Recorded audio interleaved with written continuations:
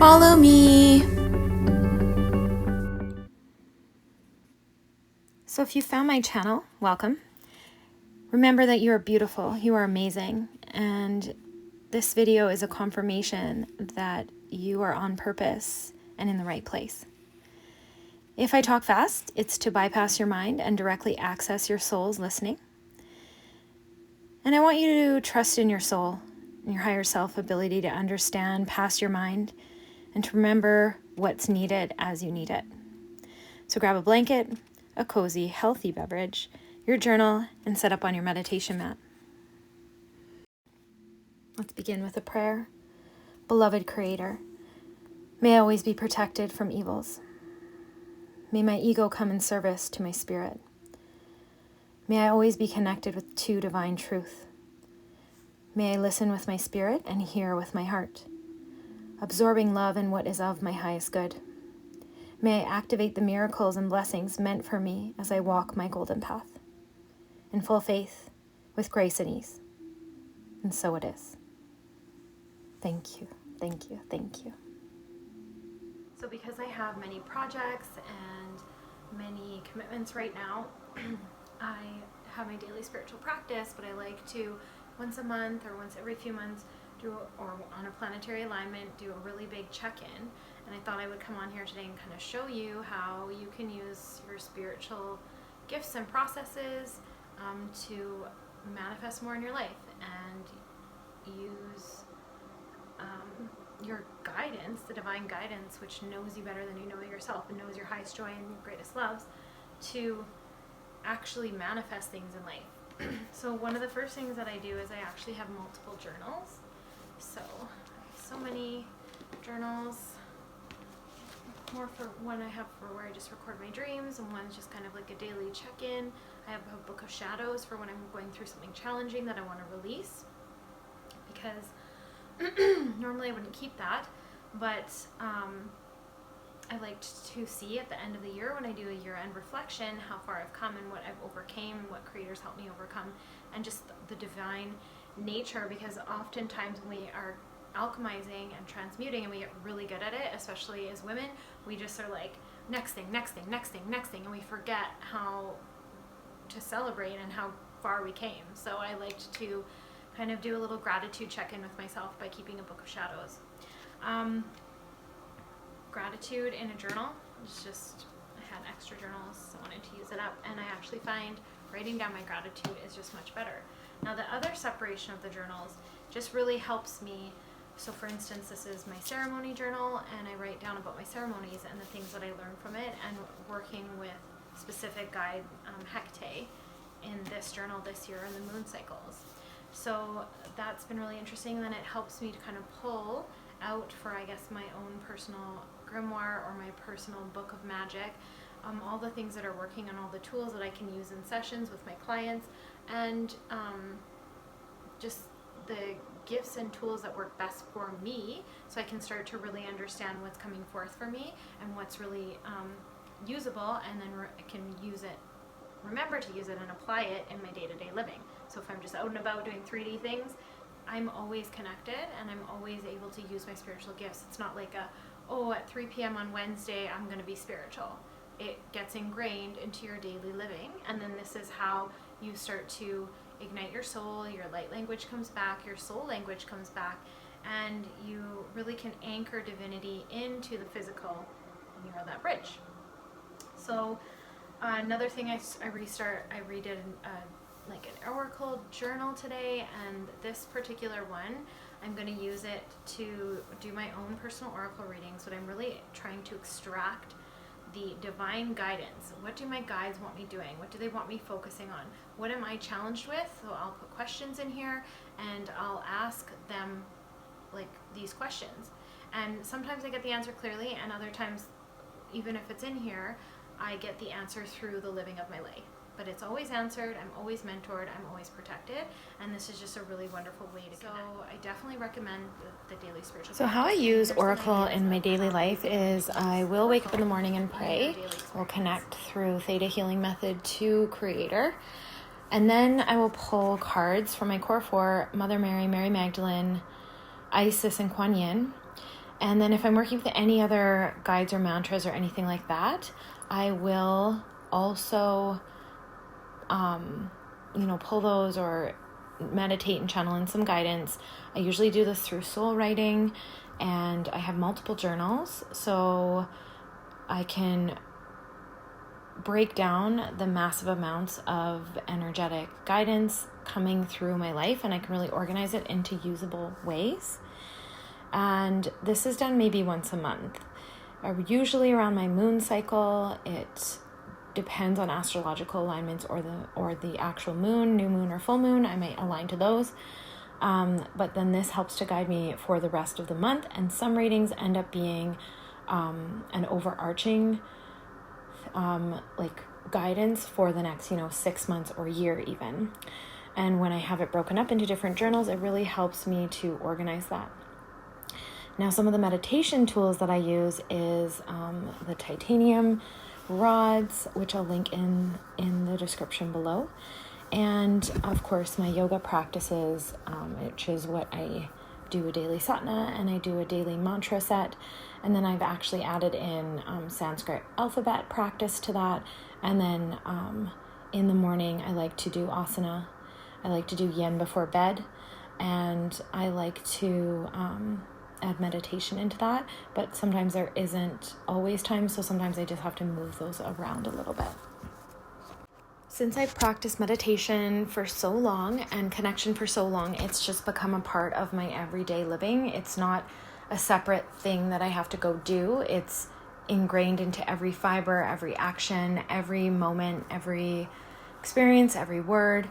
It's that is one of the benefits of having a daily spiritual practice that builds over time and over years. It's just like building muscles at the gym. So now that that's in place, it's a lot easier to just kind of deal with things as they arise. So if anything needs to be tracked or healed or purged, and go straight into that.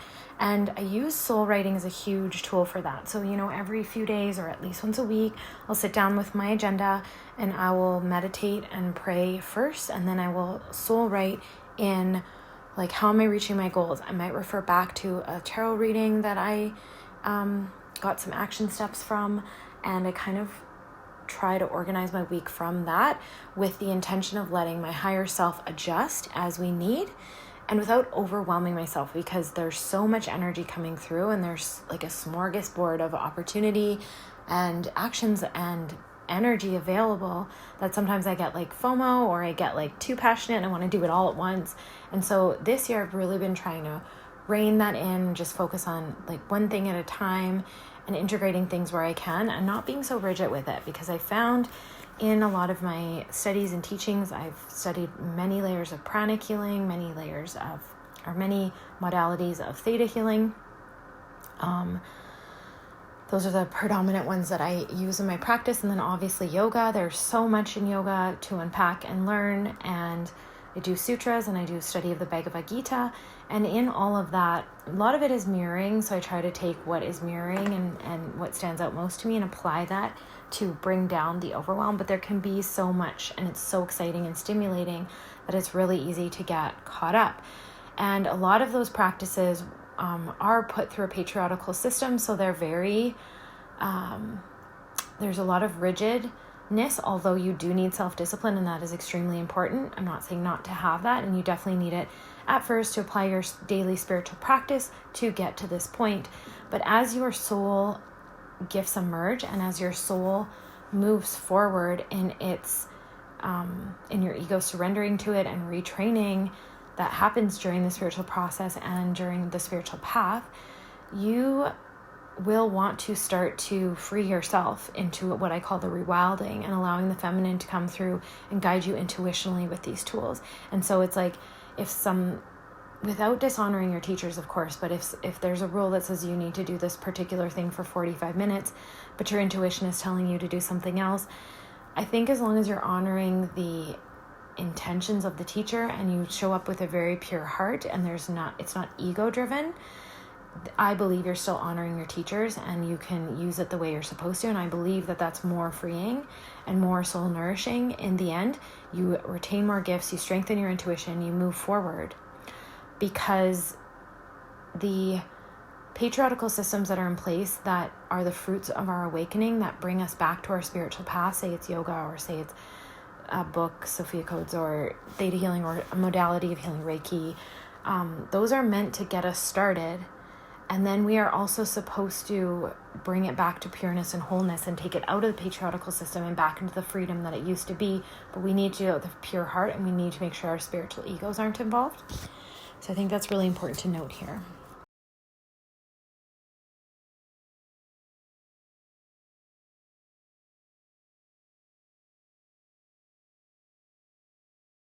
I love soul writing. That is one of my channels. I love journaling. I have nothing to hide in my journals, and I think it's really cool to have documented the last 2 decades of my spiritual progress and power and empowerment and everything I've overcome in journals. But I've had a journal since I was 5, and I know some of my clients don't like journaling, and there's a lot of resistance to that, and I do often see that that's akin to past lives where there was persecution for journaling. And I just invite you to use the tools that work best for you. Writing is very good practice because you can get out energies that shouldn't be floating around in your body. And it also helps to clarify when there's so much going on, when you have so much downloads coming through, or you just have so much going on in your life and there's confusion between your heart and your mind, and you're not sure what your intuition is. Writing really does help clarify it. So whether that's writing on your phone, I know a lot of you scroll, so open notepads. You can lock notepads, which is really nice if you're afraid of people reading it or using it or checking into it. You can write in locked notes. There's tons of journals this way. So I do recommend just finding the avenue that works best for you and really starting to use it. So today I have a focus on aligning myself to the astrological going-ons in the world, but also just what is my next step forward. My new year is in July. I follow the Mayan moon calendar for that. The 13th moon is in July. Right now in my calendar we're on the 7th moon, so it's a really good point to check in anyway. So we just had our new year and just had a lot of really powerful astrological alignments that were really calling forth change and really calling forth the evolution of self. Many people might have gotten sick. I myself had a little bout with pneumonia, but I will say that anything that comes into your experience can be met with divinity. So I've been sick many times in my life. I've had a really bad time with asthma when I was younger, but then as I started applying herbs and nutrition and cellular nutrition in my energy work and working predominantly with God and stem cells from nature, I was able to really transmute that asthma, and I hadn't had to use inhalers or any kind of medicines or any commercialized things for a very, very long time. Now there were some forest fires, and then this bout of pneumonia really activated that. But when I get sick now at the level of having a daily spiritual practice and being connected to divinity as a healer, that means that I might have taken on too much, or I'm doing a complete cellular purging, and this can often happen when you jump timelines, and the cellular purging is making me sick. It's giving me the exact time that I need to have with God. And that's what I felt like this last bout of sickness was. I felt like it became a vision quest. I was really blessed in the circumstances I had around me to still earn an income, and I was able to rest and recover and spend that time with God and really pull myself back from my schedule and take a look at how it could be reorganized in a way that was more nourishing and supportive. And so every single challenge or circumstance that arises can be divine, can be blessing, can be gratitude, and it's not just in how you frame it, that's where it starts, but bringing in divinity to those moments, frame it for you. I didn't have to consciously frame the illness that I was in. Of course I'm human. Did I get annoyed with the coughing? Did I get annoyed with some of the stuff? Did I get annoyed that I couldn't do the things I had planned to do? I couldn't celebrate the holiday the way I wanted to? Yes, of course. But in the undercurrent of that was gratitude and feeling blessed and feeling so loved and feeling held by God and feeling like I needed that time with God and getting these downloads that I'm still unpacking even to now, and really understanding my next step forward, my next path, and really taking that pause. and now really learning a lesson from when that energy signature was calling me to rest, to change my schedule ahead of time and not to push myself so hard, even if it comes from a fire inside that you're chasing your divine passions. So that was very interesting, and I thought that I would share that with you today. Into a little bit of detail about how I use my oracle for the daily, or how, if I'm doing like a monthly pull, what I do. If I'm going to do oracle daily, I will only pull 4 from my core 4 guides. But if I'm going to do a monthly, I will pull, and then I will start to extract the guidance from those cards. Like, what are my next action steps? What is available to me for resources? What am I missing? Where are my gaps? And then I'll use that time to sit with my feelings and see if there's any forgiveness needed, to see if anything's sticking on my field, if there's any energy standing out to me that need to be addressed. The benefits of engaging your spiritual practice into everyday living is, especially as an empath, you're going to absorb less energy, or if you are around differing energy, say in public places and stuff, you're going to get a stronger ability to read the energy without absorbing it as if it's your own. You're also going to harmonize with nature, with natural frequencies and rhythms. And when you take the time to actually read the energy, which is information in motion, and you start to bring that into your daily experience and in your life as usable energy, you really start to align with what your soul is calling for you to do, and you can manifest resources more quickly, you can manifest your purpose, your soul path, you manifest clarity, focus. It really just helps to bring you into this inner alignment and magnetism where everything just starts working out for you so beautifully. And so that's the reason I made this video, to just give you some ideas of how you can organize yourself if you have a lot of energy coming through you and you don't read it and you don't use it as it's supposed to be used, especially if you're praying and asking for help or asking for guidance, but then you're not taking the time to even do a weekly spiritual practice, let alone a daily, which is so important. It's like going to the gym. Spiritual muscles, you need to build them. But you don't need to do anything. But if you want to get better, more adept, if you want to have usable energy, stronger intuition, stronger clairvoyancy, stronger alignment with your purpose, clarity, harmony, inner peace, focus, there's just so many benefits to it, then this is what I'm recommending. And at minimum, sitting down for a week with your feelings, your emotions, your divine guidance, using tools to help extract the divine guidance between your ego and your intuition if you're still learning. And it's just a really good habit to be in. Then you can add things like yoga into that. You can add guided meditations, whatever calls you and works for you. I know Joe Dispenza is really popular right now, heart and mind cohesion, and then obviously manifesting. And all of this will also increase your manifesting capacity and ability. The closer that you are in alignment with your divine gifts and co-partnership with Creator, which is, I think, a lot of what this mainstream manifesting techniques are missing. You need to be in commune with a higher power. Whatever you believe is the higher power, the universe, Creator, I believe is unconditional love. Being in commune with that is what brings manifestations to life. And the closer that you are to your soul contracts and your soul purpose, the easier it is to clean out karma and dharma.